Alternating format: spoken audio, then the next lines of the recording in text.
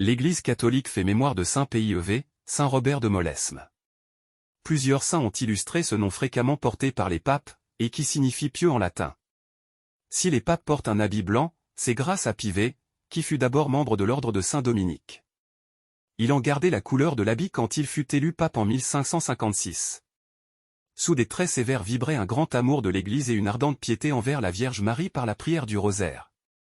Poursuivant la réforme de l'Église décidée par le Concile de Trente, menant une vie simple et sans apparat qui tranchait avec les coutumes des papes de la Renaissance, Pivet s'investit avec énergie dans la réforme intérieure du clergé. Il publiera le Catéchisme romain, puis le Bréviaire et le missel liturgique utilisé dans l'Église pendant 4 siècles. Pivet eut des actions politiques controversées, ainsi quand il excommunia et déposa la reine Élisabeth d'Angleterre. Il échoua aussi dans sa tentative de coaliser les princes chrétiens contre les Turcs. Il fut plus positif en organisant une ligue entre l'Espagne et Venise, ce sera la victoire de l'Épante contre la flotte d'Ali Pacha.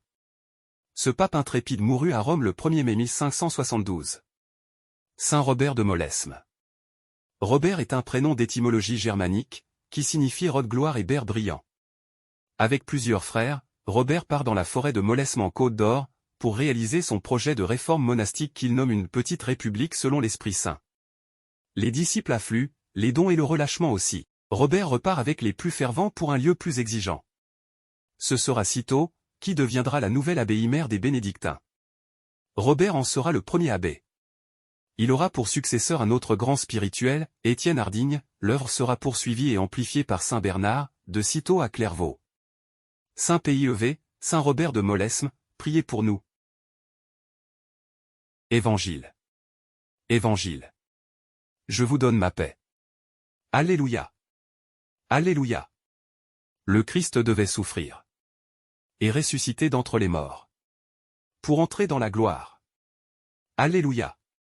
Évangile de Jésus-Christ selon saint Jean.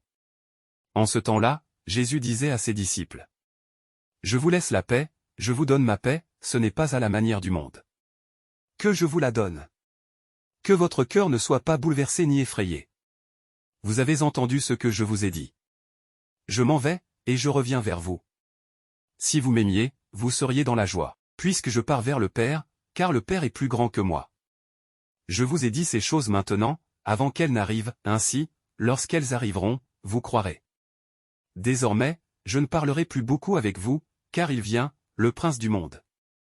Certes, sur moi il n'a aucune prise, mais il faut que le monde sache que j'aime le Père, et que je fais comme le Père me l'a commandé. Acclamons la parole de Dieu. Louange à toi Seigneur Jésus.